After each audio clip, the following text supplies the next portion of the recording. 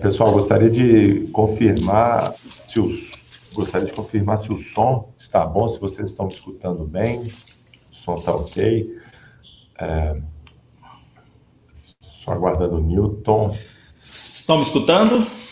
Boa tarde. Oi, Newton, acho que eu não estou te escutando bem. Vocês estão escutando o Newton bem? Sim. Está travando para mim? Então, Newton, eu vou fazer o seguinte, eu vou fazer a apresentação, eu vou sair e aí você já vai tocando a apresentação para não atrasarmos mais. Normalmente isso acontece, como eu tenho comentado, essas plataformas de webinar estão bem sobrecarregadas nesse momento de coronavírus. Então, sendo prático e deixar o especialista falar, hoje nós vamos conversar sobre escala inteligente, sobre, né, a questão da gestão das filas no varejo. Particularmente aqui no InfoVarejo, nós falamos muito sobre alguns conceitos e eu acho que o assunto de hoje se encaixa perfeitamente no conceito de frictionless retail, que é o varejo sem atrito, que basicamente é proporcionar uma experiência fluida para o seu cliente. E nesse contexto dessa experiência, dessa jornada de compra do consumidor, do shopper, um dos pontos de maiores atritos no varejo hoje é a fila. Então, esse tema é super relevante para quem quer proporcionar satisfação para o cliente, fidelidade, experiência diferenciada. E nós vamos ter a presença do Newton Júnior, consultor graduado em estatística pela UFMG, MBA em marketing pela FGV, especialização na Global Executive Academy do MIT.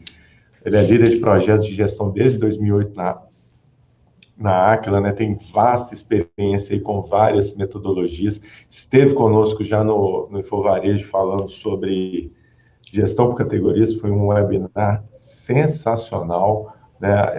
Inclusive, quem tiver interesse de ver, está na nossa página, a InfoVarejo, materiais gratuitos, webinars, é só acessar. E eu vou passar a palavra para o Newton. E aí, como eu comentei, como eu não estou escutando o Newton e vocês falaram que estão escutando, Newton, vai tocando que eu vou reiniciar aqui rapidamente. Ok? Agora é contigo. Eu não estou te escutando, então você que tem que mandar. Ok. Boa tarde, pessoal. Sejam aí, agradeço aí a presença de todos, né? Esperamos que a gente possa passar esses minutos dessa primeira hora aqui, né, de bastante conhecimento, transmitir bastante conhecimento, fazer um debate de muito conhecimento para todos. Como ele não estava me escutando, Gabriel, só para a gente confirmar aqui, estão me escutando bem? O som está bom? Como é que está? Só para eu ter uma visão aqui da continuidade. Ótimo. Então vamos lá, turma. Nosso tema hoje, como o Gabriel colocou, a gente vai falar um pouquinho de escala inteligente. Na verdade, é uma forma de dimensionamento, né? De como que a gente pode dimensionar de uma forma otimizada a nossa equipe de loja, né? É até um pouco contraditório no momento de pandemia, de isolamento, né? Questão dos comércios estarem fechados, né? Praticamente não estamos tendo filas, mas mais porque a demanda tem reduzido. Mas mesmo com a demanda alta ou baixa, né, independente disso, o importante é que a gente tenha um dimensionamento ideal dentro das nossas lojas, tanto para satisfazer bem nosso cliente, como também para reduzir e minimizar os custos que a gente tem, né? Então, uma introdução que a gente coloca é o seguinte: várias pesquisas hoje indicam que as filas são um dos principais pontos que precisam ser melhorados no varejo de lojas físicas, né? Existem filas também no varejo online, mas aqui a gente vai tratar especificamente do varejo de lojas físicas. E são um ponto em diversas pesquisas, os pontos que são colocados como oportunidade de melhoria, né? E além disso, são pontos que muitas vezes fazem com que o cliente desista da compra. Muitas vezes ele pode não entrar até no estabelecimento por vir uma fila muito grande, ou até mesmo depois de ter feito uma compra com um carrinho ou com a bolsa, com tudo cheio, ele descartar aquela compra, deixar aquela compra de lado, né? Vamos lá. E aí nós estamos... Oi. Vamos lá. Apresentação, não sei se eu vou estar pegando as perguntas ao longo da apresentação e no final a gente vai fazer um debate com o Newton, para enviar a mensagem, as perguntas. Ok, eu vou passar aqui. O que o Gabriel colocou, pessoal, que o áudio dele está picando um pouco, é que as perguntas vocês podem fazer aí pelo bate-papo. Coloquem as perguntas à medida que eu vou fazendo a apresentação. O Gabriel vai fazer uma seleção dessas perguntas, vai colocar essas perguntas lá e no final a gente vai tentar responder cada uma dessas perguntas, né? À medida do possível a gente vai responder. Se eu ver alguma pergunta aqui no momento oportuno e ver que dá para responder, eu respondo também. Mas de qualquer forma o Gabriel vai selecionar essas perguntas para a gente debater no final da apresentação. Né? E hoje a gente fala muito o seguinte: hoje existe uma concorrência muito grande em diversos setores, em qualquer um dos setores de varejo. Né? E essa concorrência faz com que a gente se prepare cada vez mais para fazer com que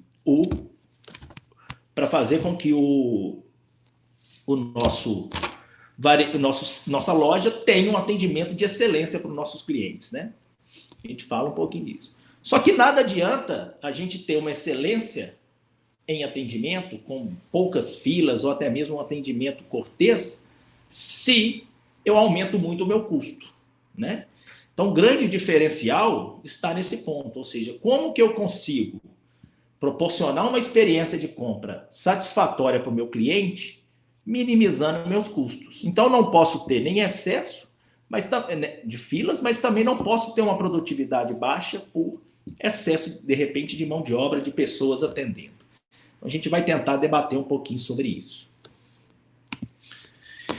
Vamos tentar primeiro entender um pouco do sistema, né? Como que funciona o varejo hoje, né? Onde que a gente consegue atuar? Como que é esse sistema? A gente costuma dizer o seguinte: o importante é entender os sistemas e dominar os processos. Se a gente pensar no varejo como um sistema, o que a gente tem hoje, né? O varejo, de uma certa forma, é um objeto social de diversos donos. Então, hoje nós temos, né, dentro do varejo, tudo que a gente vende, nós temos ali, participa conosco, tanto os nossos fornecedores, que são de quem a gente compra, é o principal stakeholder, digamos, dos varejos, né? Então, tudo que a gente compra, o varejo, com raras exceções, ele não transforma o produto, ele basicamente pega aquele produto e revende. Ele está falando a revenda, né? Então, aquele produto que eu tenho na minha loja, os concorrentes podem ter. Então, meu fornecedor é o principal stakeholder e participa muitas vezes com praticamente 70% do negócio.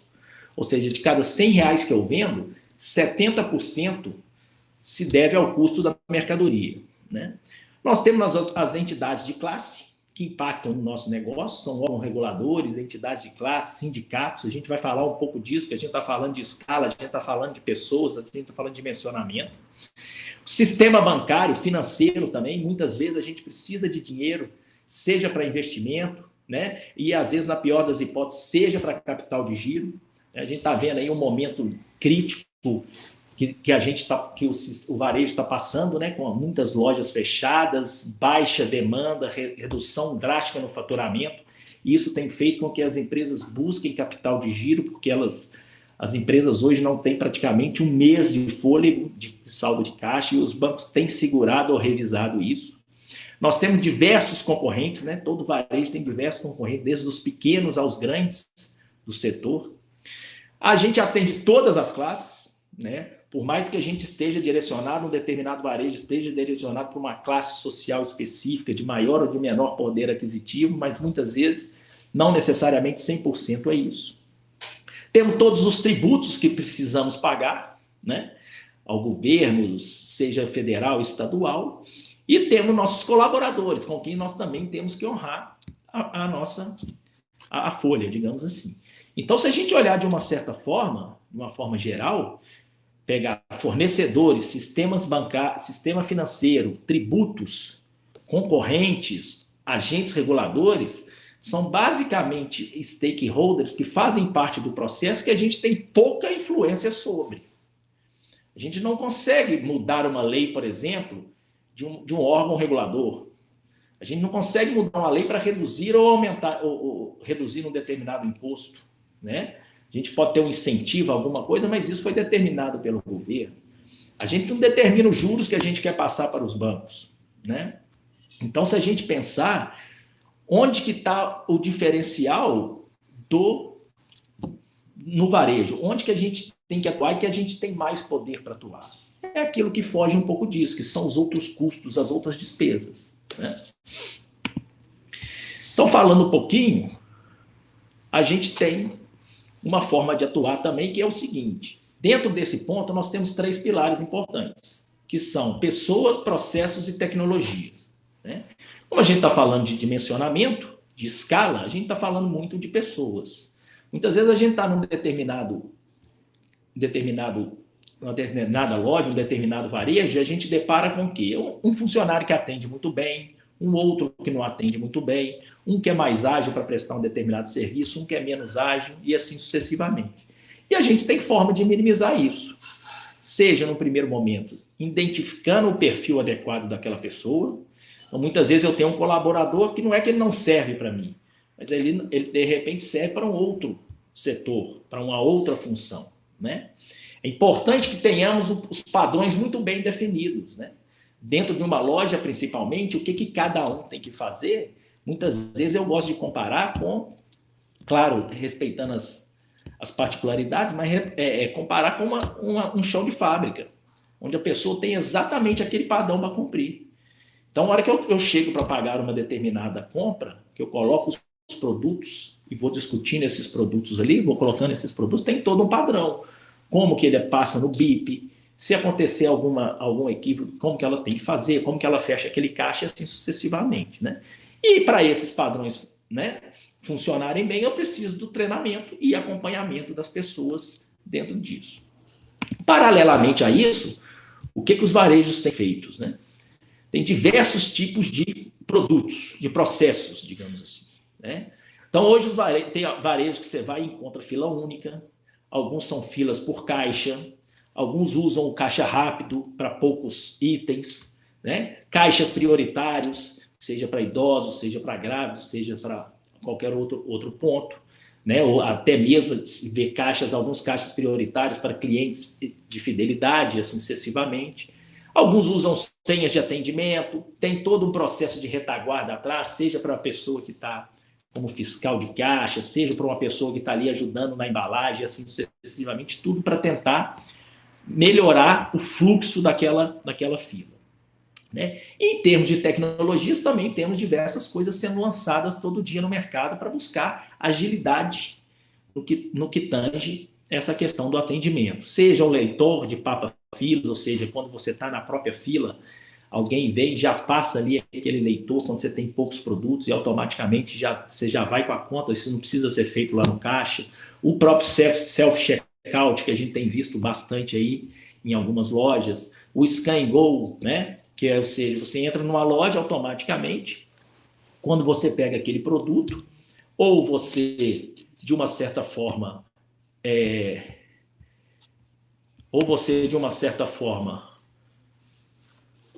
só um minutinho, pessoal, viu? Opa, voltou. Vamos lá. Deu uma falhazinha. Então, o que acontece? Só um minutinho. Que voltou.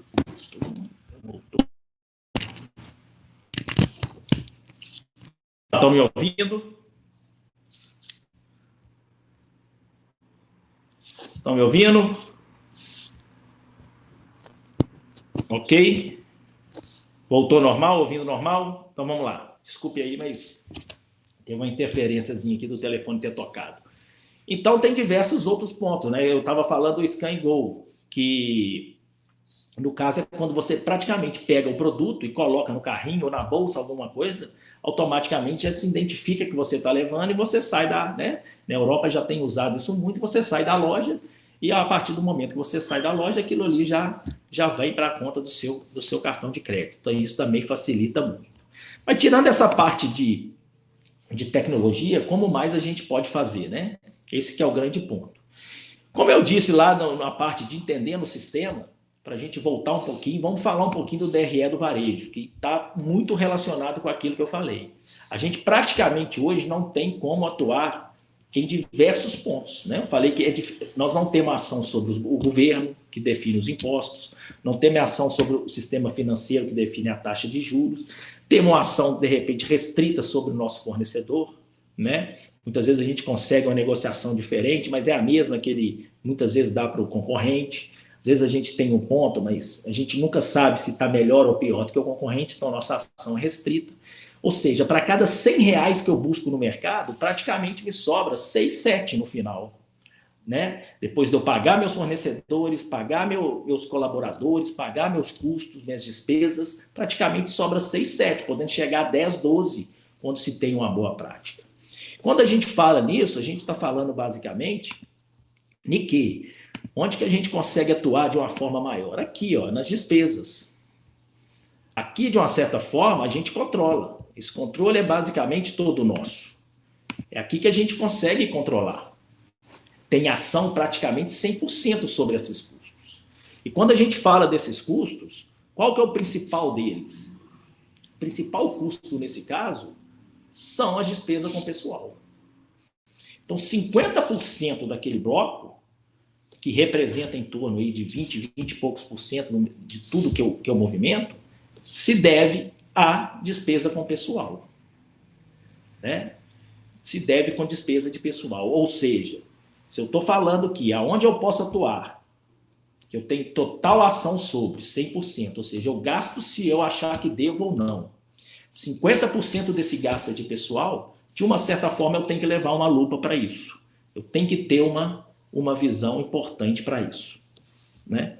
E é um pouquinho disso que a gente vai falar. Como que eu trato essa equipe, onde que existe, né? Como que eu gerencio essa equipe de pessoal, tentando minimizar meus custos, mas sem perder o quê? A excelência no atendimento. Então, entrando no assunto que nós vamos falar, como que a gente consegue fazer isso? Né? É o que a gente tem desenvolvido em vários varejistas, é o quê? Como que eu mantenho o meu atendimento de excelência e, ao mesmo tempo, minimizo meus custos, trazendo, inclusive, satisfação para o cliente. Então, um dos principais objetivos da escala inteligente, ele se torna ser o quê? Está um pouco lento aí, mas o quê? Melhorar o nível de atendimento aos clientes, dimensionamento adequado, aí por faixa de horário a gente vai ver, que é o grande boom, a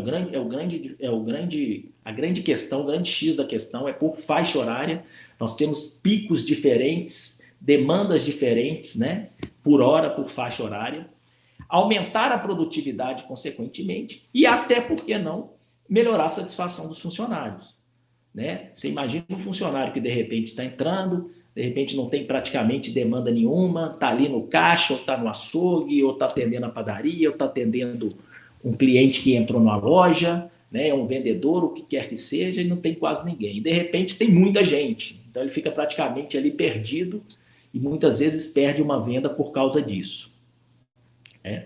E além disso, além desses ganhos qualitativos, a questão dos ganhos quantitativos, como que nós falamos. Então, como que a gente alinha esses dois pontos, de ter um bom atendimento e reduzir os custos. E a gente tem conseguido isso aí com bastante louvor, né? Digamos assim, temos tido até 13% de redução nesses custos de pessoal e com um aumento ainda da satisfação dos clientes. Para isso, dos métodos que a gente usa é o que a gente chama de teoria de filas. Teoria de filas é um ramo da probabilidade que estuda essa formação das filas. Porque, na verdade, existe uma demanda aleatória que vai entrando para dentro da loja, as pessoas entram para dentro da loja de forma aleatória, vão fazendo suas compras e automaticamente vão formando fila em determinados setores. Não necessariamente só na hora de pagar o caixa, mas pode ser, de repente, na hora de pegar um determinado produto que tem um atendimento por pessoas e assim sucessivamente. Então, aquela fila, aquela demanda é aleatória, né? E ela cresce de forma aleatória. Então, como que a gente faz para tornar possível dimensioná-lo de forma a satisfazer os clientes e evitar desperdícios e gargalos. Então, a gente usa muito isso aí, vem da estatística, vem da probabilidade, um pouco disso daí. Claro que a gente não vai entrar aqui no técnico da estatística, nas formas e tal, mas a gente vai falar um pouquinho como que a gente tem feito isso daí. E para que todo projeto seja bem implementado, a gente tem seguido o quê? O que a gente chama de 8 passos. Então, a escala inteligente ela não pode ser uma questão, de uma certa forma, isolada. Não posso fazer uma coisa isolada, vou fazer a escala inteligente, vou dimensionar. Isso ele tem que estar, de uma certa forma, alinhada com uma missão definida pelo negócio, pela alta administração. Seja uma grande rede de varejistas, seja uma pequena. Então, a gente sugere que o primeiro passo deixa eu definir minha missão. Onde que eu quero chegar? Né? Que tipo de satisfação eu quero ter para o meu cliente?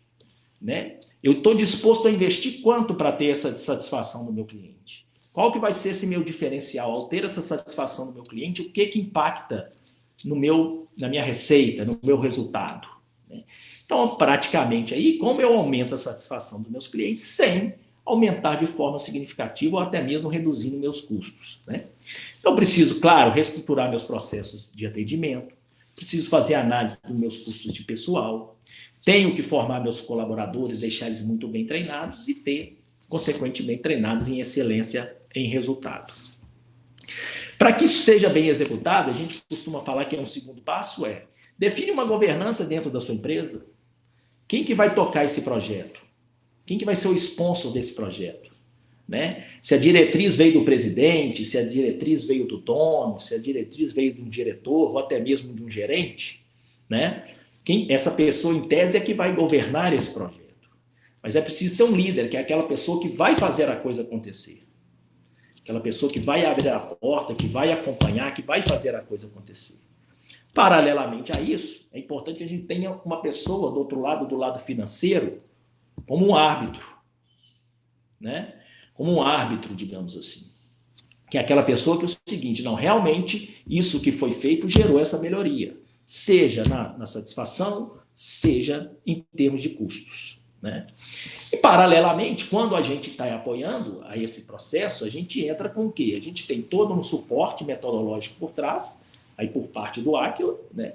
E tem uma equipe de trabalho que trabalha ali junto com o cliente, atuando junto com a equipe do cliente para também fazer acontecer.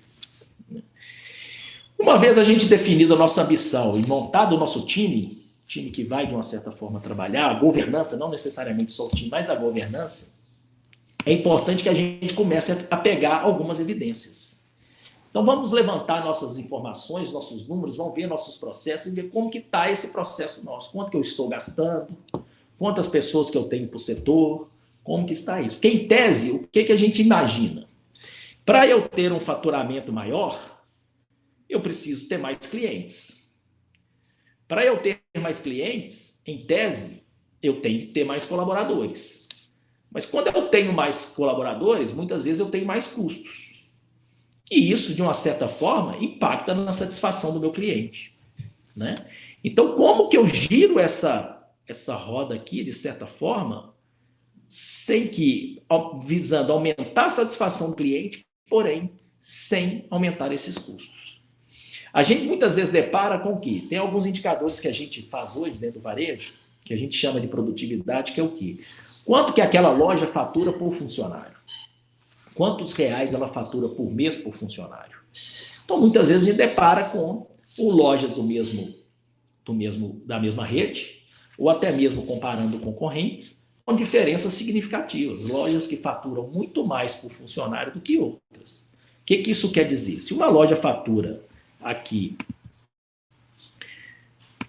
R$37 mil por funcionário e uma outra loja fatura R$24 mil por funcionário, muito provavelmente, o que acontece? Essa loja que tende a ter um resultado muito melhor do que a outra.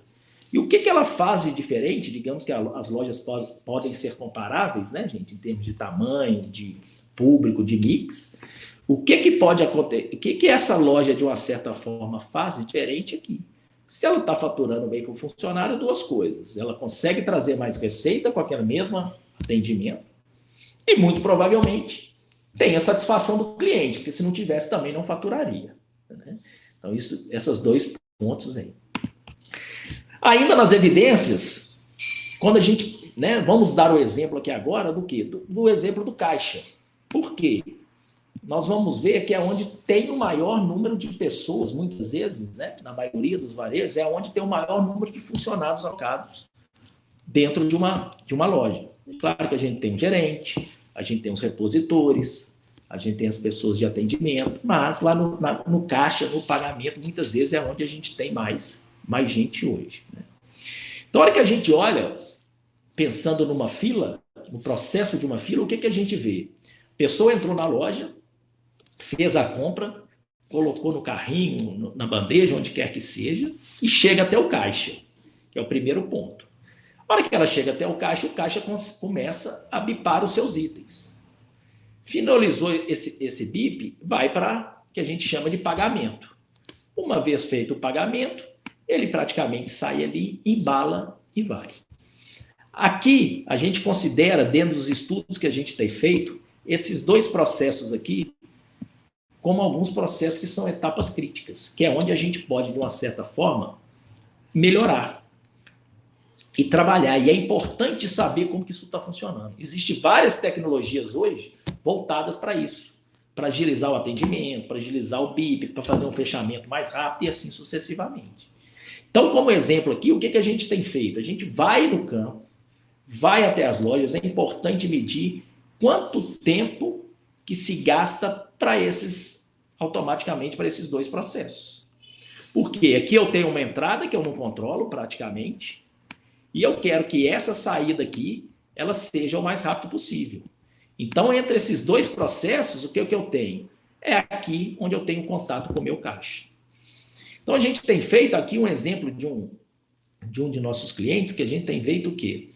O tempo médio de item gira em torno de 4 segundos, ou seja, a pessoa leva 4 segundos para pegar aquele item, passar ele no leitor óptico e colocar ele para ser embalado. E, ao mesmo tempo, a gente leva em torno aqui de entre 45 e 48 segundos, para quê? Para fazer o fechamento, que é onde finalizei os bips, a pessoa me fala, terminou de bipar? Sim. Terminou, quer mais alguma coisa? Não. Então, está aqui o cartão, está aqui o dinheiro, faz a conta, imprime a nota fiscal, entrega ao cliente e vai. Então, automaticamente, são dois processos importantes que a gente precisa conhecer e saber o tempo. E isso aqui, gente, parece bobagem, mas quando a gente vai em diversas lojas, às vezes da mesma rede, a gente vê diferenças significativas de tempo. Né? Claro que aqui eu estou falando do mundo normal, mas muitas vezes tem lojas que tem muito problema porque o preço está errado. O preço lá da gôndola está errado, está diferente do preço do... Está um pouco diferente do preço do que está no caixa, então isso faz com que o caixa chame uma pessoa, chame um gerente. Muitas vezes o código de barra não está cadastrado ou não passa por causa de erro do leitor. Né? Mas, de uma forma geral, o tempo que se gasta é isso. Muitas vezes a gente vê diferença significativa entre as lojas no que tange isso daí. Tá? Paralelamente, outra informação, como eu já disse, é o quê? Onde que eu tenho mais pessoas por setor? Então, o estudo dos nossos clientes mostra, né, claro, clientes de médio porte aqui, que nós temos em média, uma loja tem em média 40 pessoas alocados na frente de loja, né, nos 2 turnos aí, desde o momento que a loja abre até que ela fecha. Tem em torno de 11, 12 pessoas no açougue, 10 pessoas na mercearia, 10 pessoas na padaria, 9,7 pessoas ali no frio, 8 pessoas no apoio, 2 pessoas no depósito, 0,4 pessoas na área de vinhos e assim sucessivamente. Aqui um exemplo de um supermercado, tá? Claro que vai variar aí, dependendo do varejo que vocês atuam, mas a gente sabe, como eu coloquei, que muitas vezes a frente de caixa aqui é onde a gente tem um número maior de pessoas.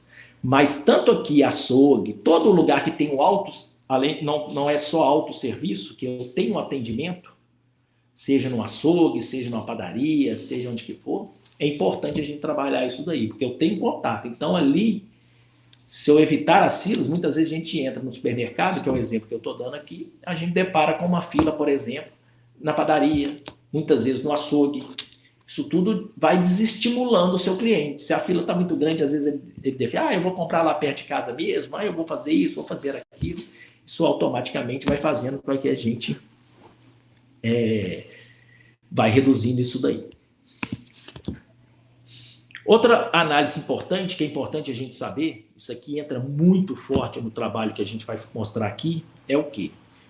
Quantas pessoas eu atendo por dia, em média, naquela loja?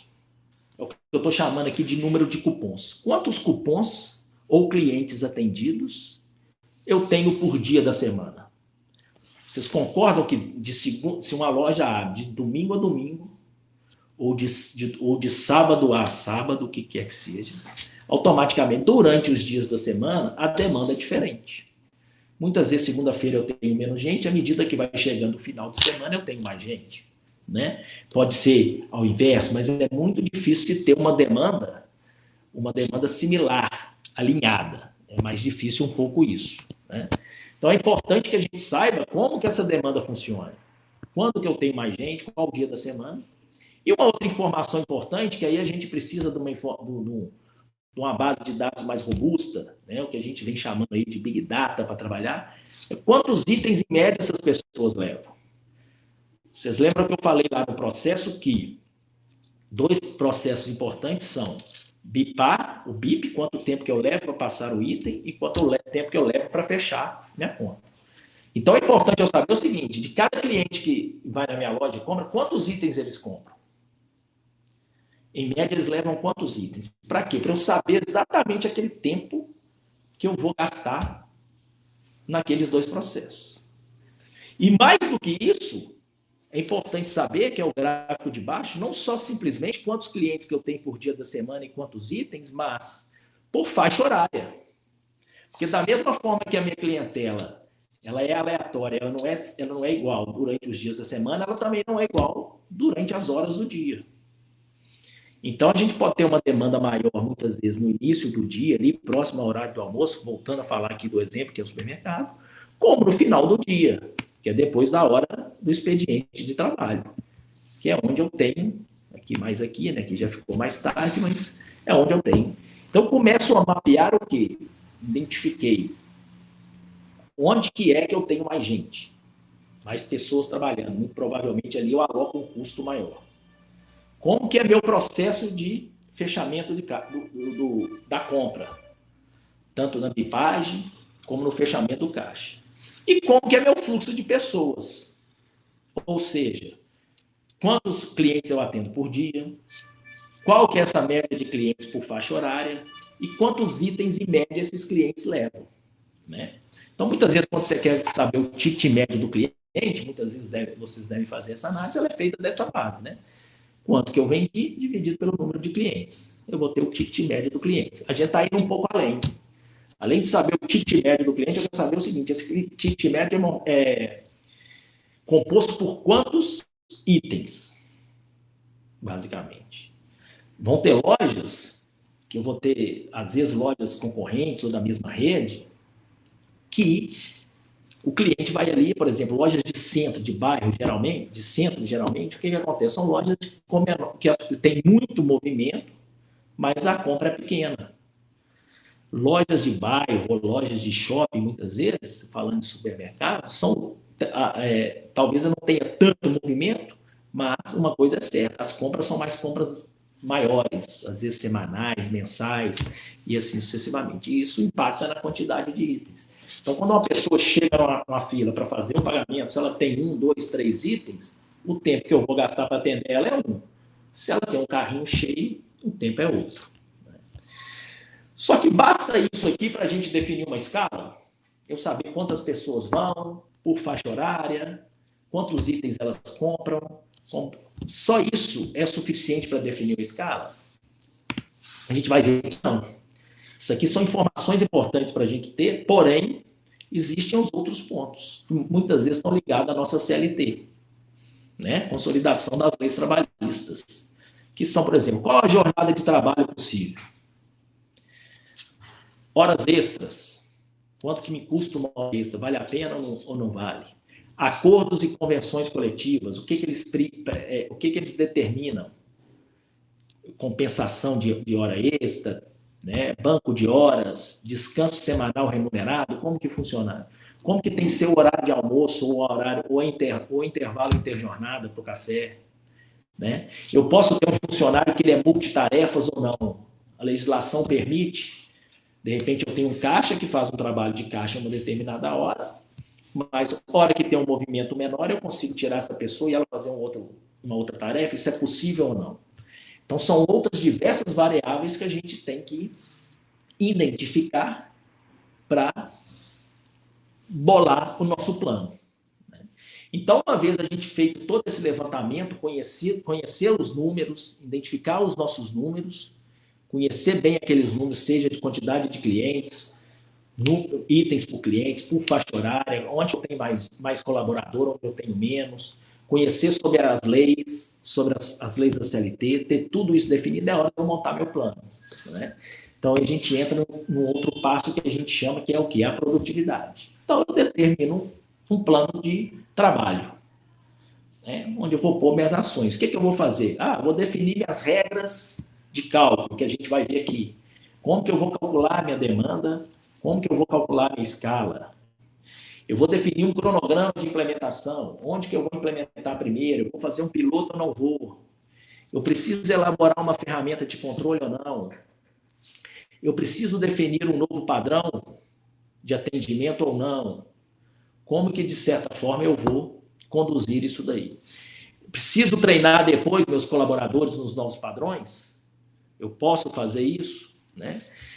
Como que eu vou calcular meu quadro de cada loja? São os cálculos que vão fazer. Tem alguma ação que eu já posso fazer e identifiquei nesse levantamento de dados e com relação à lei, que de repente eu não preciso esperar, que eu já posso tomar uma atitude que a gente chama de ver e agir, que eu já posso fazer e que já vai me trazer um retorno sem prejudicar o atendimento ao cliente, né? E aí eu vou ter que, de certa forma, escrever os novos padrões e executar o meu plano de ação. Como que eu faço isso no que tange a parte da escala inteligente?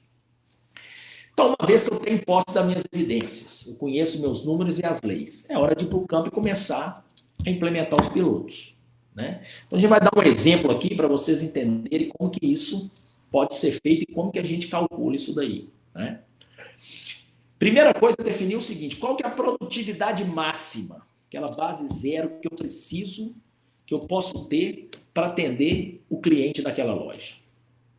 Né? Por faixa horária e por dia da semana. Ou seja, qual que é o número mínimo de colaboradores necessários para eu atender aqueles clientes meus. Então, esse é o primeiro ponto. Digamos que eu tenho uma loja 1, dando um exemplo aqui, que na sexta-feira, entre 9 e 10 horas, ela tem em média, ela recebe em média 150 clientes, e esses clientes compram em média 1.520 itens ao todo, ou seja, cada cliente compra em média 10 itens. Nós vimos lá na medição que eu gasto 4 segundos por item para passar no caixa e 45 segundos para quê? Para eu finalizar a minha compra. Certo?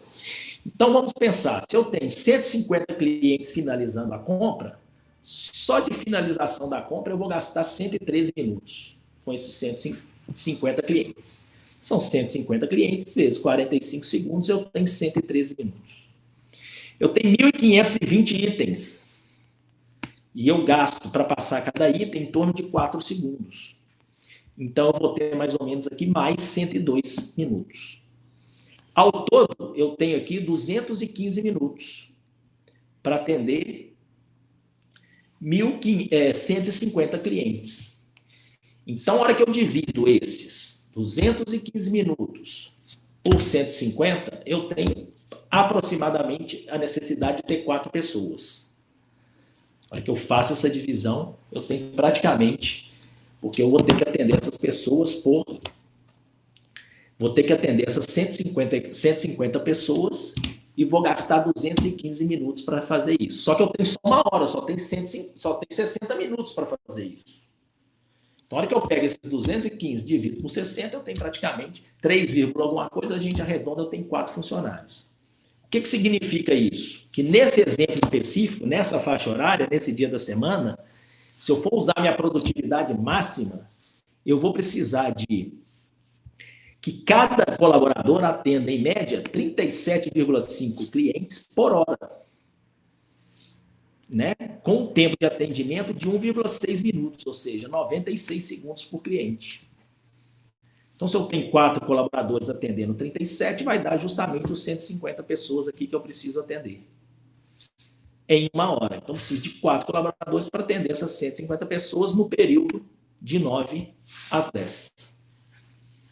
Então, essa é a minha produtividade máxima.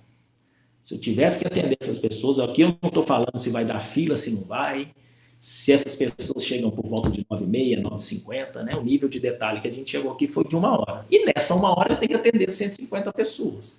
Para atender 150 pessoas com a máxima produtividade, eu preciso de 4 funcionários. E é possível atender. Como é que eu arredondei? Na verdade, a gente não tem esse tempo, 96 segundos para atender o cliente. Eu vou ter aqui basicamente 40 segundos mais 45. Vou ter 85 segundos em média para atender. Então, aqui, como a gente já arredondou para 4, a gente já levou para 96 segundos, já está dando um pouquinho aqui de flexibilidade. Até porque não é possível ter 3 colaboradores e meio, né? Então, eu fiz o arredondado aqui. Feito isso, a gente vai para um outro passo, que é o quê? Então, voltando aqui, nós temos produtividade máxima, né? Nesse caso, foi de 4 colaboradores. Aqui eu já coloquei aqui, vocês vão ver, 3,58, que é a conta exata que dá lá, hora que eu divido 215 por 60. Porém, eu tenho outros fatores que eu tenho que levar em conta. Porque eu não estou dimensionando minha loja só para um dia. Eu tenho que dimensionar essa loja para o mês inteiro, para o ano inteiro. Quantas pessoas que eu vou ter ali. E muitas vezes eu tenho o absenteísmo, que são as faltas. Eu tenho as férias que eu tenho que conceder a meus funcionários. Ou até mesmo, muitas vezes, um peso que eu dou para a quantidade de pessoas que tem na fila. Existem muitos, né, donos de varejo ou presidente de varejo que determinam. Eu não quero que tenha no máximo 3, 4 pessoas na fila. Para dar uma impressão boa, para ter um atendimento de qualidade. Então, vai ter momentos, vão ter horários, que mesmo com aquelas 150 pessoas e 4 atendendo, pode ser que eu tenha um período ali entre aqueles 9 e 10 horas que eu tenho muita gente. Então, tem que começar a dar um peso. Eu dou um peso para esse momento de fila. Como que eu vejo isso? É observação. Aí eu tenho que ir loja a loja, entender como é que funciona. Se durante aquele período ali eu tive muitas horas que teve muita gente na fila, né? Essas pessoas chegaram 9 horas e todo mundo estava pagando próximo das 10, e assim sucessivamente. Então, a hora que eu faço isso, por exemplo, se eu tenho um absenteísmo de 3%, isso aqui são tudo cálculos, né, gente? Claro que tem sistema para fazer isso, mas eu estou tentando passar para vocês aqui quais são essas regras, né? Como que a gente faz isso? Tem gente perguntando aqui da regra de domingo, a gente vai falar lá na frente. Então, tudo a gente joga de uma certa forma no algarismo para ele, de certa forma, calcular. Então, estou dando um exemplo de uma forma geral, que quando a gente vai definir uma escala hoje, quantas coisas nós temos que levar em consideração e quantas realmente a gente leva. Então, nesse exemplo aqui, se eu tenho lá, preciso de 4 pessoas, ou 3,58, eu tenho um absenteísmo de 3%, automaticamente eu preciso de mais 0,11 pessoas. Só que eu tenho férias, tenho que dar férias. Uma férias, né, um mês a cada 12, que é 0,83. Então, preciso de mais 0,30 pessoas. E eu virei e defini aqui, o presidente definiu que ele quer um determinado peso nesse momento, porque existe fila onde eu vou precisar de mais 0,9 pessoas para evitar que eu tenha mais do que 3 pessoas na fila, por exemplo. Automaticamente, a hora que eu somo aqui, eu preciso basicamente de mais 0,4, 1,3 pessoas. Somando aqui, em vez de 4, eu passo a precisar de 5 pessoas naquela loja às sextas-feiras entre 9 e 10 horas. Esse é o número mínimo que eu preciso. Isso é importante destacar, que é o que a gente está definindo aqui, é o número mínimo que eu preciso. Se é possível ou não, a gente vai discutir lá na frente.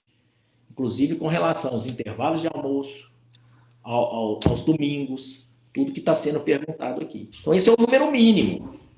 Aqui eu considerei o quê? Quantos clientes vão na minha loja naquela faixa horária? naquele dia, naquela faixa horária, quantos itens eles compram, quanto tempo eu preciso para atender esses clientes. Se eu considerar meu absenteísmo, minhas férias e um determinado peso, quanto que eu automaticamente preciso, de quantas pessoas eu preciso, no mínimo, naquela faixa horária. Uma vez definido isso, a gente vai discutir os outros pontos, que são outras variáveis que muitas vezes são difíceis de medir.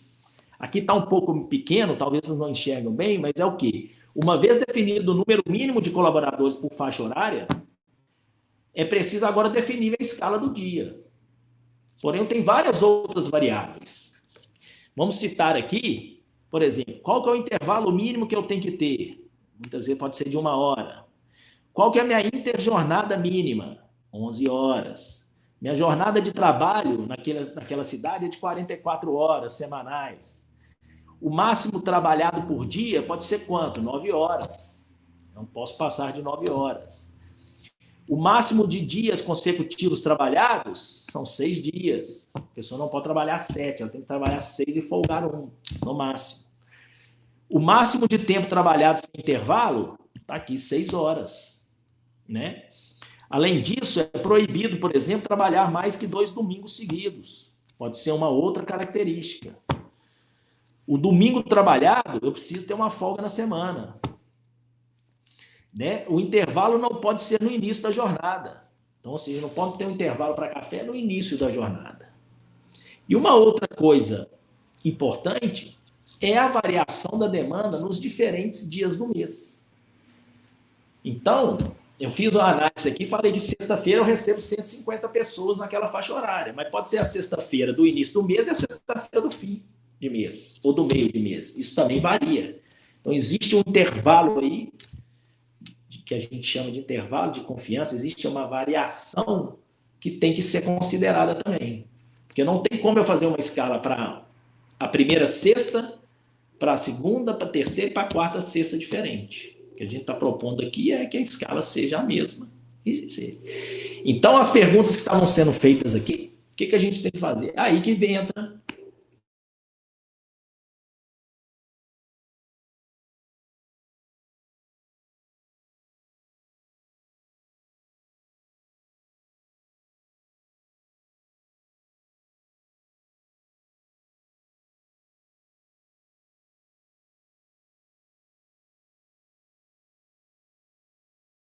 Newton travou, vocês estão me escutando?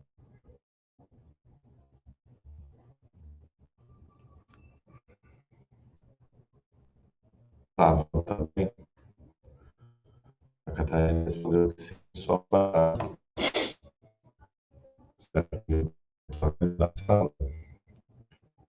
o meu áudio está escutando bem, o Newton já saiu, ele está voltando. Já está na sala.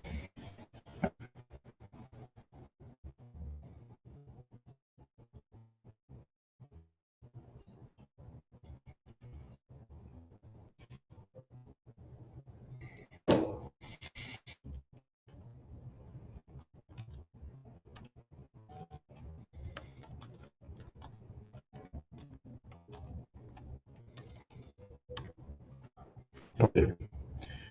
Vamos.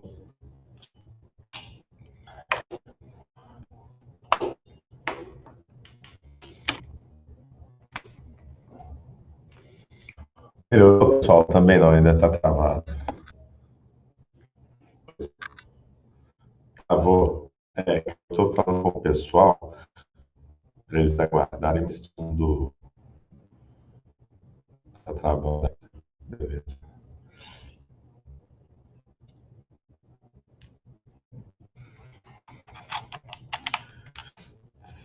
Sim, provavelmente a internet ou mesmo só sair ideal se for muito rápido. Iniciar, porque é mais gatilho.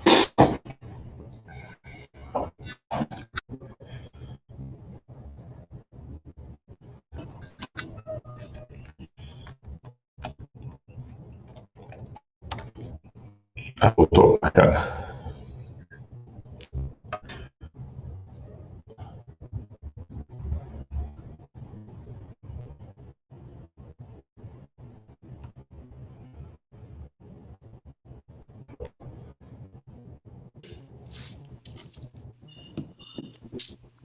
Estão Retornou. ouvindo? Retornou? Ok, vamos lá. Desculpa aí, pessoal, vamos lá. São os imprevistos aí da tecnologia, né? Então, como eu estava dizendo, é o seguinte, então nós fizemos todos aqueles levantamentos necessários, né? Fizemos todos aqueles levantamentos necessários em termos de estatística, número de itens, número de cupons, né? Tempo para cada etapa do processo, quantas pessoas eu tenho aqui, quantas eu tenho ali, isso por dia de semana. E, além disso, levantei todas as minhas informações no que tange a respeito, por exemplo, da CLT.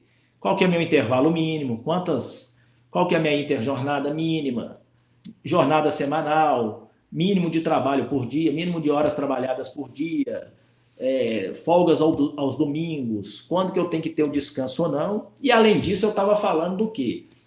Existe uma variabilidade, uma variação entre o número de pessoas que vão na minha loja numa sexta de início de um mês e uma sexta de final de mês. Entre um sábado de início de mês e entre um sábado de final de mês. Isso vai variar, claro, para cada tipo de segmento, para cada tipo de varejo. Mas tem uma tendência de repente, no início do mês, ter um movimento maior do que no final. No início do mês, por quê? Porque é quando as pessoas, de uma certa forma, recebem os seus salários. Então tem um movimento um pouco maior. Só que não dá para a gente distorcer isso muito, ser tão detalhista muitas vezes. Então, nesse momento que a gente pega o quê? Aqueles levantamentos que nós fizemos, aquelas estatísticas que nós levantamos, alinhamos ela com esses requisitos aqui que a lei nos coloca e colocamos aqui num algoritmo que vai calcular e vai colocar essas restrições. E o que a gente informa para esse algoritmo no primeiro tempo, no primeiro momento? É qual o quadro mínimo que eu preciso ter em cada dia da semana, em cada faixa horária, que é aquele cálculo que nós fizemos. Aquele cálculo aqui atrás, de 5 pessoas, é o quadro mínimo que eu preciso naquela faixa horária. A partir daí, eu tenho que respeitar todas essas outras variáveis. Então, a tendência é que meu quadro aumente, porque eu não vou conseguir pôr 5 pessoas ali e, ao mesmo tempo, ter todos esses quesitos aqui respeitados. Muito provavelmente não. Então, aqui um exemplo que a gente joga, aqui um gráfico que mostra, se a gente for olhar, o que está em azul aqui era a escala que uma loja tinha, né? Era a escala que uma loja tinha. O que está aqui, de uma certa forma, em laranja, era o mínimo que eu precisava, com base naqueles cálculos. É o mínimo que eu precisava. E o que está em vermelho é o que o algoritmo me trouxe depois que eu considerei todas essas variáveis. Ou seja, em tese, o que está aqui em vermelho é o que eu vou utilizar, é a escala que eu vou utilizar para aquele dia durante a faixa horária. Se a gente perceber nesse exemplo, eu não consigo, principalmente numa faixa horária aqui, que é interturnos, muito provavelmente, cumprir o mínimo. Mas eu vou estar muito abaixo do que tinha. Então, essa diferença entre esse gráfico, essa parte vermelha e essa azul aqui, essa diferença automaticamente é o que eu estou conseguindo otimizar em termos de escala, né? Ou seja, mantendo a produtividade, não tem os critérios para ter mais ou menos pessoas na fila, então, ou seja, eu vou ter uma satisfação maior eu vou continuar tendo a satisfação do meu cliente, ou até aumentando ela, e automaticamente tendo uma produtividade muito boa. Nesse caso aqui, não teve em hora nenhuma onde o azul estava abaixo do vermelho.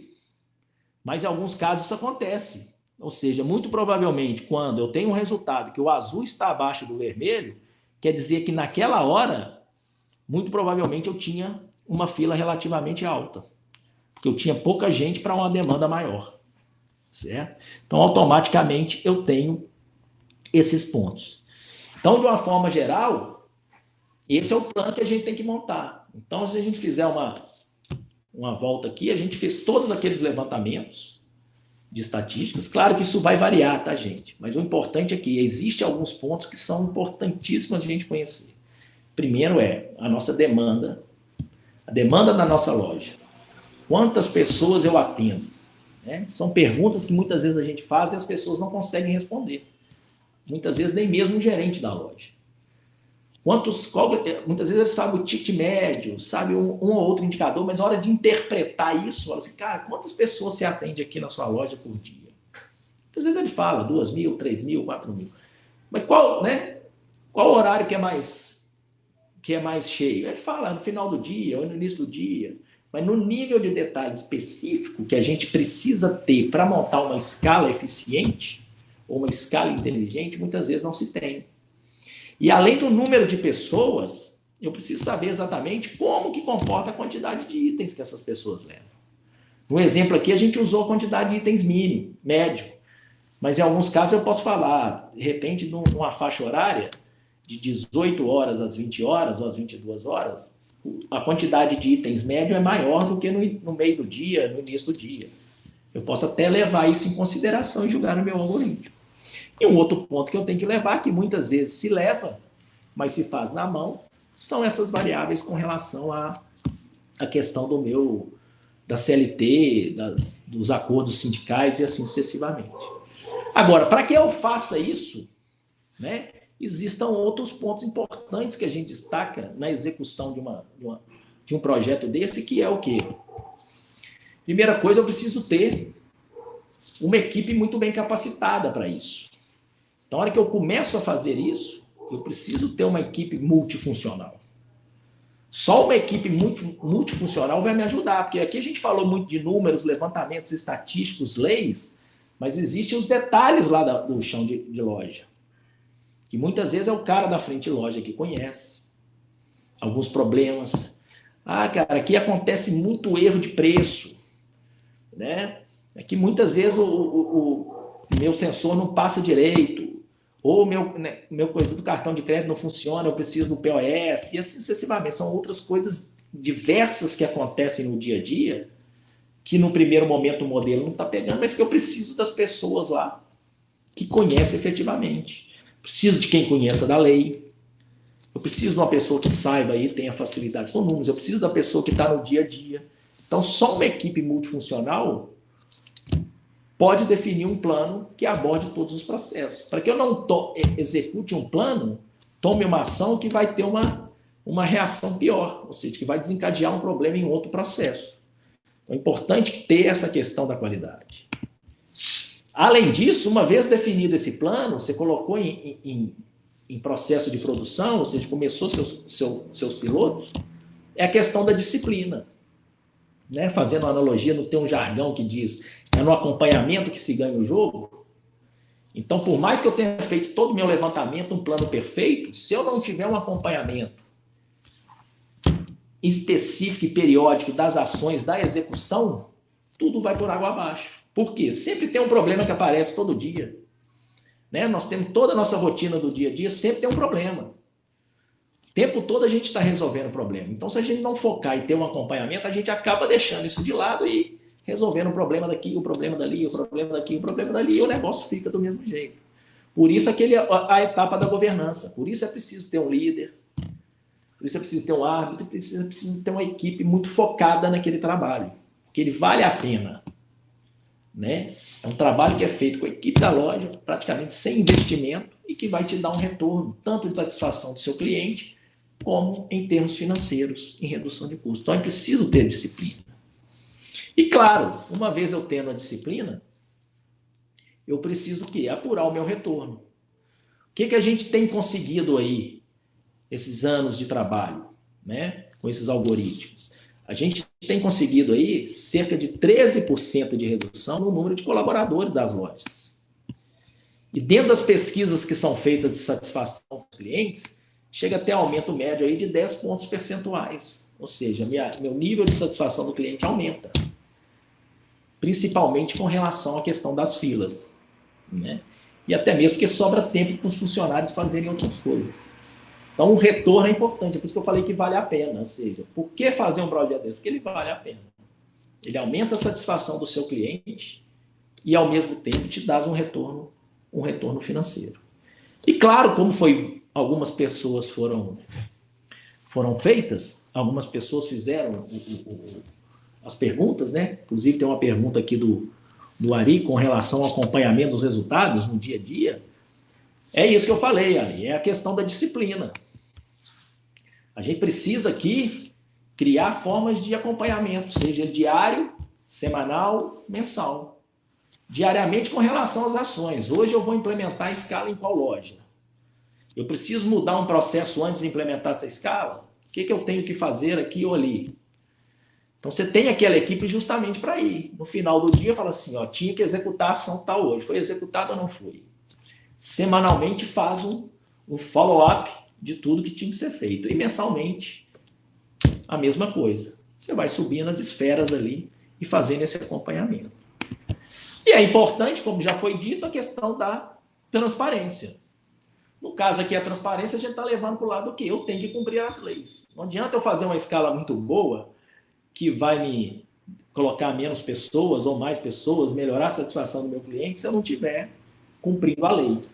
Então, eu preciso cumprir a lei de forma correta, ou seja a lei do CLT ou seja os acordos com relação a isso.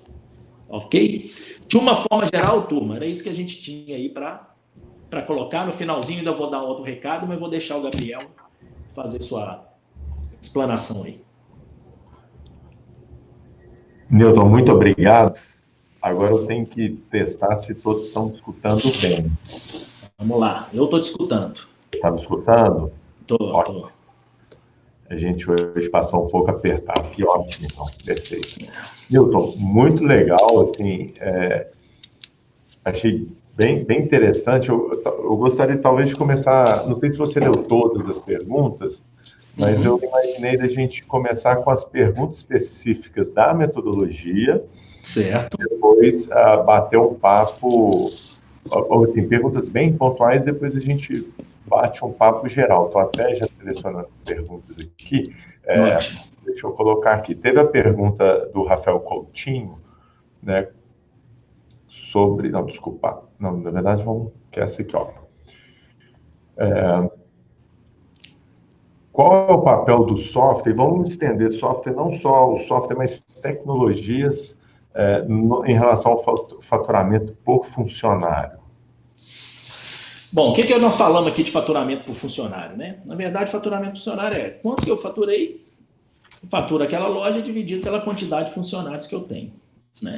O que a gente quer fazer é o quê? Otimizar isso daí. Quanto maior o faturamento que eu tiver por funcionário, melhor, né?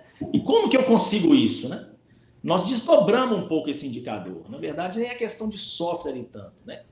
A gente desdobrou um pouco desse indicador. O que é o faturamento? O faturamento é a quantidade de pessoas que vão na minha loja e o quanto que cada uma dessas pessoas compram. Um vez o outro me dá um faturamento. Se vai 150 pessoas na loja e me compra em média R$10, eu vou ter R$1.500 de faturamento, com 10 funcionários. Se vão 200 pessoas e cada uma me compra 10, eu vou ter 2.000 com os 10 funcionários. Agora, esse R$10 que ela gasta está atrelado a quantos itens? Quantos itens em média ela compra para gastar R$10? 2, 5, 10? Né? Então a gente desdobrou um pouco esse indicador, porque a hora que a gente fala faturamento por funcionário é um indicador que me dá uma diretriz, é o que eu quero melhorar, o faturamento por funcionário. Na hora que eu desdobro ele, eu entro muito no processo. Eu começo a entender. Eu faturo porque eu tenho mais clientes ou esses clientes me compram mais? Pode ter uma loja que tem o mesmo faturamento por funcionário, mas tem um número de clientes atendidos muito menor. Mas é o exemplo que eu dei, né? De repente, uma loja que a pessoa faz compras por mês e outras lojas que a pessoa faz compra diária, de um dia para o outro. Então, tem muito mais clientes, mas muito menos coisa. Então, aproveitando esse tema, você tem algum valor de referência em relação à produtividade? No caso, o valor de faturamento por funcionário para supermercados? Se a gente pegar um supermercado e 2.000 reais de venda, tem 45 mil reais de faturamento por funcionário. Tarefa, assim.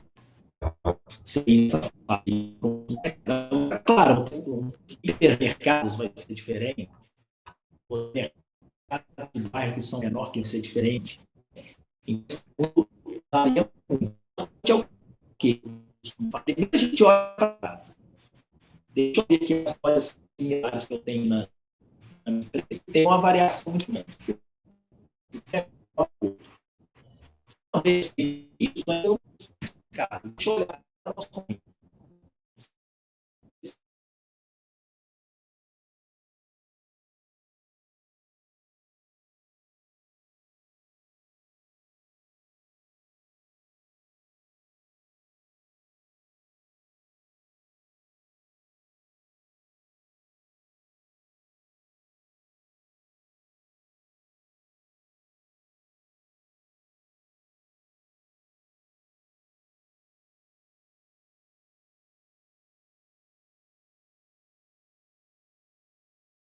Mensal de uma loja de supermercado. Umas perguntas bem ligadas, até um dos seus últimos slides foi a questão da CLT. Eu não sei se todas as perguntas vão ser fáceis de responder. Uhum. Aqui, ó. Espera aí, não, desculpa, peguei errado. Ixi, peguei errado de novo. E os intervalos de almoço são computados, você comentou, são computados no modelo, né? Isso. Aí é uma questão mais... tanto pode fazer outra pergunta, mas vai vir outras... Eu vi várias perguntas com relação aí, qual a regra atual para as folgas de domingo, né? Exatamente. Essa aqui também é a diferença. Estabelecer escala em modelos de jornada 12/36. Então, ou seja, cada empresa, né, ou cada segmento vai ter a particularidade, né? Vai ter uma determinada particularidade, até por cidade, né? Muitas vezes até compensação de horas, por exemplo, banco de horas tem que ser compensado no período dentro do mês, outros é dentro da própria semana. Isso varia até de cidade para cidade, muitas vezes. Né? É estabelecida ali com um sindicato ou uma lei municipal, alguma coisa desse tipo. Mas é por isso que a gente precisa do sistema, do algoritmo. Porque isso tudo tem que ser computado. Por isso que eu falei também da equipe multifuncional. Eu preciso de alguém que conheça muito bem as regras que eu tenho que respeitar. Não só para ter a transparência, mas que eu coloque isso tudo no modelo.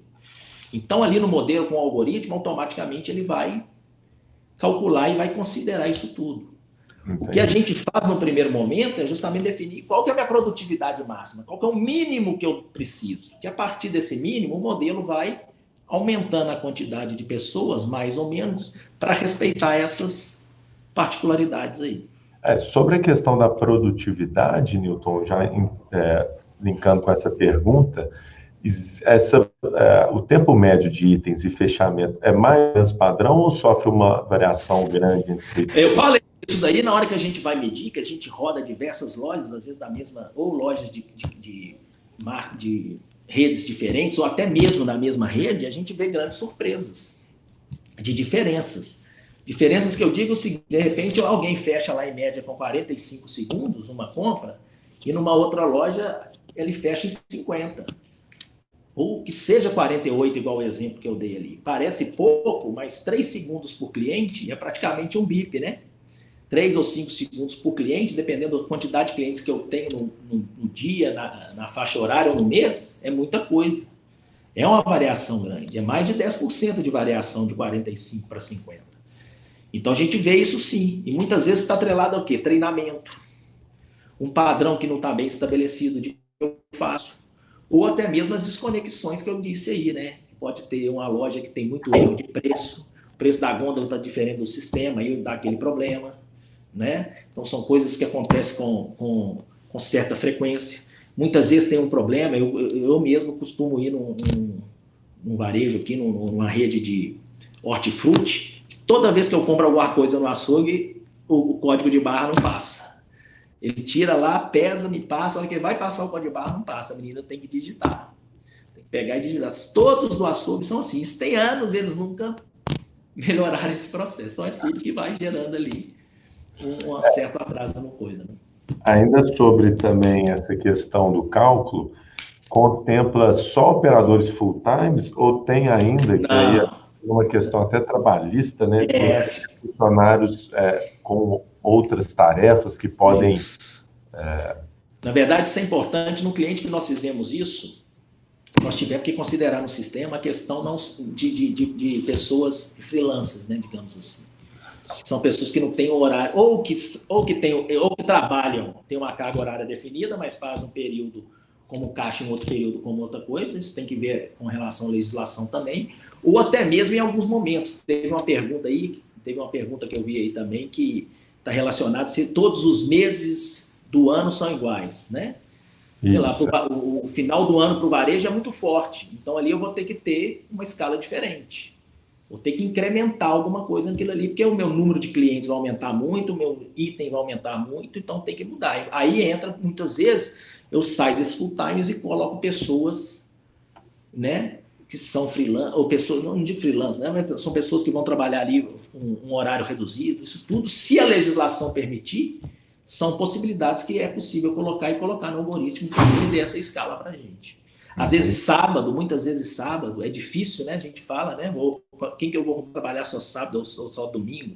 Mas muitas vezes o sábado existe algumas prerrogativas nesse sentido. Eu vou arrumar mais 2, 3 pessoas para trabalhar só sábado, né? São trabalhos temporários. Então isso tudo é possível caso a legislação permita, né? Ô, Newton, e entrando um pouco agora na parte de pessoas, eu achei interessante essa pergunta da Daniela, que ela, assim, vou dar a pergunta para a gente, né, para todo mundo acompanhar. Após aplicar a escala inteligente adaptada à realidade de cada mercado, qual o tempo médio de adaptação por parte da equipe quanto ao registro de ponto? Em muitos lugares encontramos uma certa dificuldade de aceitação quanto à mudança de horários devido à baixa mão de obra das cidades, mais cidades pequenas. Acho que, direcionando mais assim, quando você faz a institucionalização do processo, aplica a nova metodologia, como que a equipe se sente, quais são os principais desafios em relação à equipe?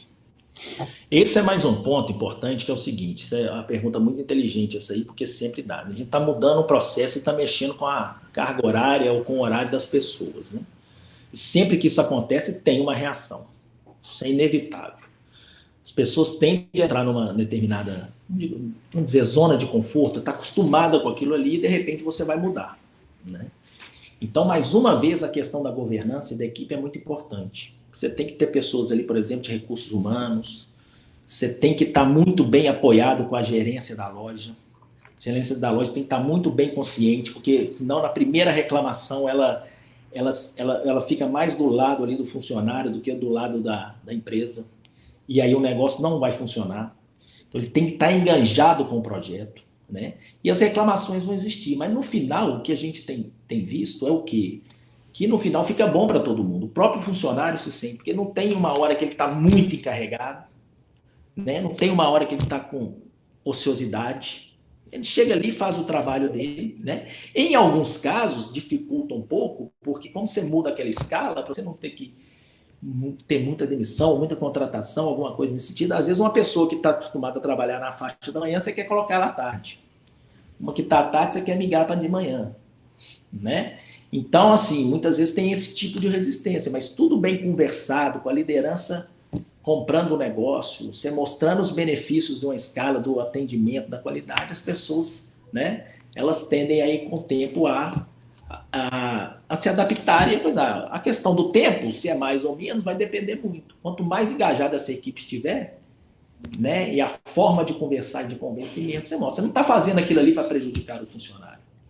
De forma nenhuma. Inclusive vão ficar os melhores, tende a ficar os melhores casados de uma redução. Você não está fazendo. Como você está privilegiando. Você está privilegiando os melhores. Sim, e no início você deixou muito claro também a questão do objetivo, né? E quando isso é compartilhado com a equipe, fica um pouco mais fácil. A gente fala muito sobre isso no Infovarejo, que não adianta ter tecnologia e processo se as pessoas não estão engajadas, né? Exatamente. Saindo um pouco de pessoas, indo para a parte de ferramentas, Newton. Teve a pergunta sobre sistema, e tem a pergunta da Rosângela aqui, uma curiosidade. É necessária integração com o software do sistema de ponto de loja, né, o PDV, com a escala inteligente, ou você vai pegar ali somente a parte dos relatórios mesmo, tirar os relatórios do sistema?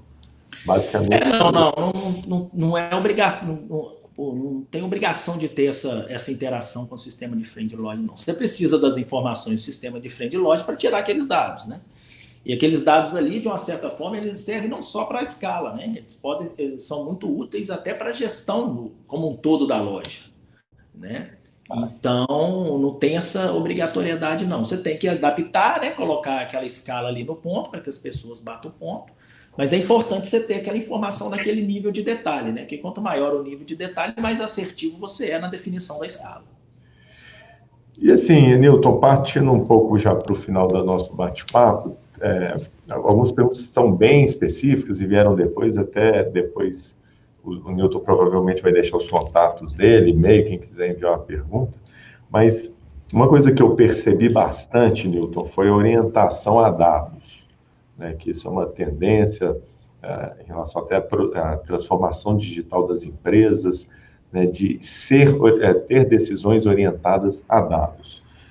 O tempo inteiro, durante toda a sua apresentação, você mostrou dados, se utilizou dele para fazer toda a metodologia. Então, minha pergunta, e linkando com algumas perguntas que tivemos aqui, é como que você faz a medição do resultado, o acompanhamento desse resultado, e uma dúvida também que eu fiquei é como mede de fato a fila?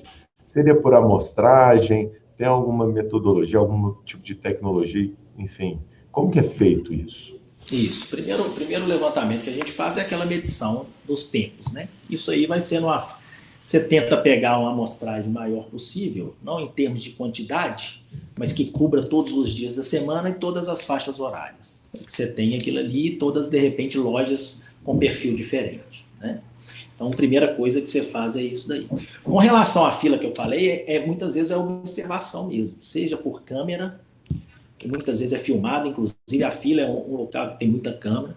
Então você gasta um tempo ali para ver naquela faixa horária ali, qual faixa horária que teve mais fila, tinha 4, 5 pessoas. Então é um pouco de observação. Vai ser difícil você medir isso de forma o sistema, a não ser que você faça um investimento, alguma coisa nesse sentido, né? Para que você tenha. Então é um pouco de observação. No início do mês, no meio do mês, no final do mês, você começa a ter esse dia da sexta, a primeira sexta-feira útil do mês e o sábado, qualquer faixa horária aqui tem um problema. Então, sexta e sábado eu tenho que ter um peso, de repente, ali para a fila. Eu vou ter, para não ter problema no início do mês, que é o principal. Pode ser que eu tenha uma produtividade menor no meio e no final do mês, mas isso é por observação. E amostral, não tem como a gente fazer isso tudo. Inclusive, o acompanhamento, que foi sua outra pergunta, a gente volta a ver isso depois. Porque o principal requisito aqui é a fila não aumentar. O principal requisito é a fila não aumentar. E muitas vezes, né, outros processos são mudados, que você fica mais ágil lá, padroniza o fechamento do caixa, direcionamento dos clientes para os caixas certos e assim sucessivamente, fez um dimensionamento melhor. Muitas vezes o cliente já veio, já desloga, tende a reduzir as filas mesmo. Né? A tendência é essa. Então você faz um cheque dessa forma. E o outro cheque do acompanhamento é os indicadores mesmo que você criou. Meu faturamento funcionário era X, passou para Y. As pesquisas de satisfação têm que continuar sendo feitas para ver se piorou ou melhorou. E muitas vezes você coloca algumas perguntas bem específicas para o tema, para que as pessoas falem, né? Você tem muitos clientes que vão ali todo dia, né, naquela loja, tem costume de ir diariamente ou mensalmente, dependendo do segmento. Então você começa a fazer e começa a comparar esses resultados, né? E o financeiro é automático, é um controle financeiro. Você tinha X pessoas na loja, passa a ter Y e não perdeu a venda, né? Agora, a questão dos dados, como você colocou bem, Gabriel, o que acontece? Não tem como hoje, a cada dia, a gente precisa conhecer mais nossos clientes e tratar eles de forma 1 a 1. Né? A gente costuma falar o tratamento praticamente de 1 a 1. Não adianta você tratar o cliente hoje como se era tratado antes, faixa etária, se é homem ou mulher. Né? Hoje a variação, a escolha, a quantidade de opções que a pessoa tem para escolher um produto, ela é muito maior do que era antes. Então, antes, homens de classe social X, faixa etária X, eles tinham basicamente a mesma forma de pensar e de consumir. Hoje, não necessariamente. Hoje é muito diferente isso.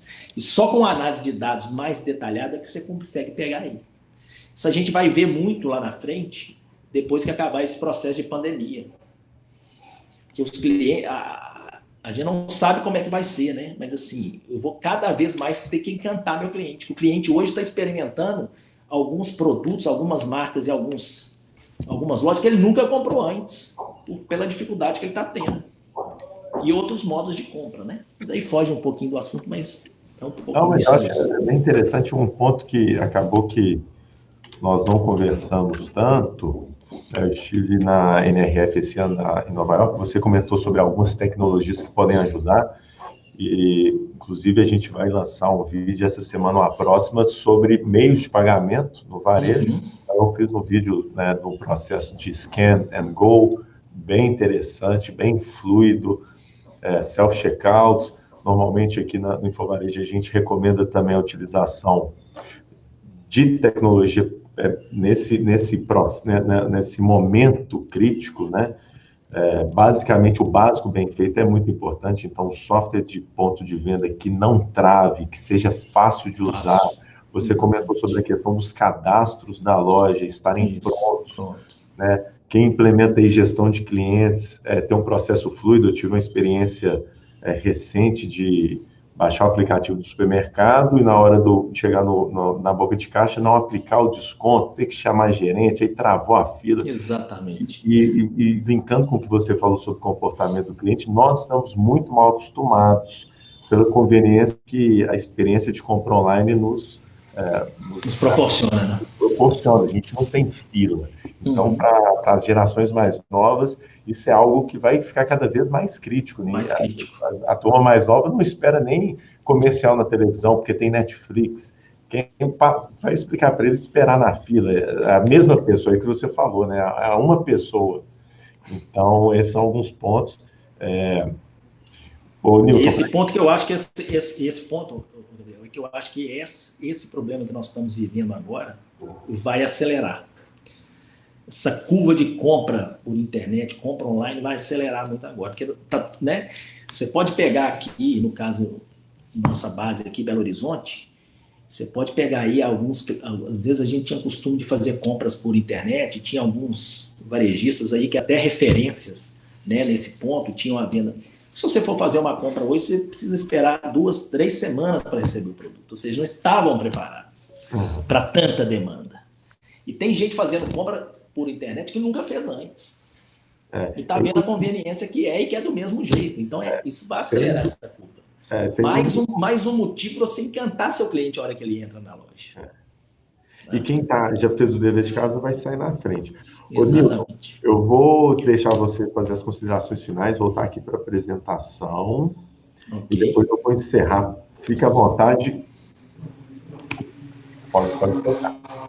Vamos lá. Vamos, pessoal. Então, mais uma vez, eu gostaria de agradecer aí. Né? Como a gente discutiu aqui, a gente está passando por um momento de grandes incertezas para todos, né? São dificuldades imensas, né? População perdendo poder de compra, reduzindo salário, né? São diversas situações delicadas, mas a gente costuma falar o seguinte: para toda crise, todo problema, existe uma oportunidade. Então, tentem enxergar as oportunidades que tem nessas crises, né? Tem muitas empresas que não sobrevivem a uma determinada crise, mas tem muitas outras que saem muito mais forte depois de uma crise, né? Então, é essencial a gente mostrar o nosso diferencial nesse ponto. Então, eu gostaria de agradecer a todos. Tem um ponto aqui nosso, fazendo um pouquinho aqui do comercial, tá, Gabriel? Você me desculpa, né?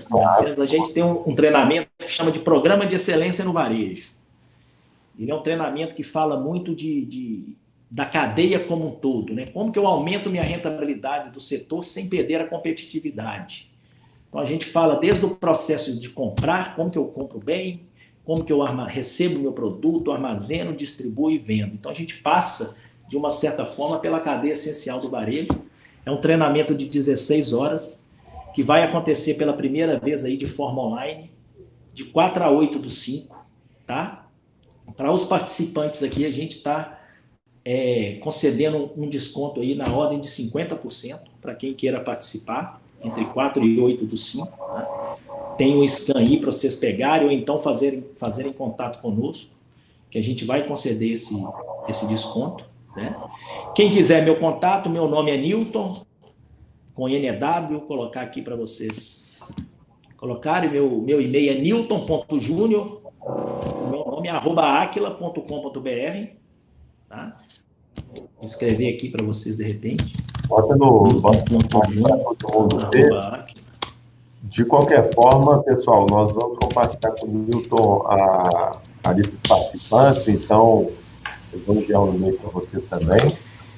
Exatamente. Nossa equipe vai fazer, vocês estão todos convidados. Sobre o curso, eu tenho um cliente, o Léo, que participou, adorou, ele participou na turma de setembro do ano passado. Isso, fizemos uma turma, né, foi muito presencial. bom, respondendo também. Parabéns pela iniciativa. Newton, muito obrigado pelo seu tempo. Vou deixar aqui enquanto eu... Muito obrigado pelo seu tempo, agradeço a cada um que esteve aqui conosco. A gente chegou a ter mais de 80 pessoas na sala participando foi quase um curso, né? Foi realmente muito rico. Agradecer também ao Aquila, a parceria com a Eliana, que a gente tem promovido um webinar em parceria todos os meses e todas as vezes conteúdo de altíssima qualidade, agregando valor. Então, muito obrigado, Newton.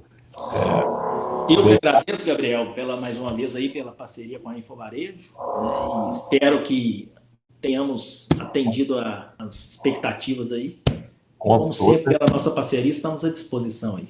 Obrigado. Pessoal, agradeço a todos também aí pela participação. Isso aí. Esse webinar, assim como os outros, e até dois da Aquila, já vão estar disponíveis, né, além dos que já estão disponíveis, na nossa página, infovarejo.com.br, materiais gratuitos, webinars. Quem tiver interesse de ver novamente, enviar para um amigo aí, fiquem à vontade. Gostaria, não sei se apareceu o slide na tela, e agradecer, apareceu agora, né? Então, materiais gratuitos, webinars. Semana que vem a gente tem um webinar novamente sobre a parte de tributária. E agradecer aos nossos clientes, aos nossos parceiros do Infovarejo que tornam essa iniciativa aí de compartilhamento de conteúdo possíveis, né? A Avança, a SI, a Troco Simples, a Brinks, a TS, Neros, a Concilia e o Supercompras. Muito obrigado, pessoal. Até a próxima semana que vem. Espero vocês. Um grande abraço, Newton. Muito obrigado. Grande abraço, obrigado. Tudo de bom aí. Fica em casa, turma. Um abraço. É isso aí. Tchau, tchau.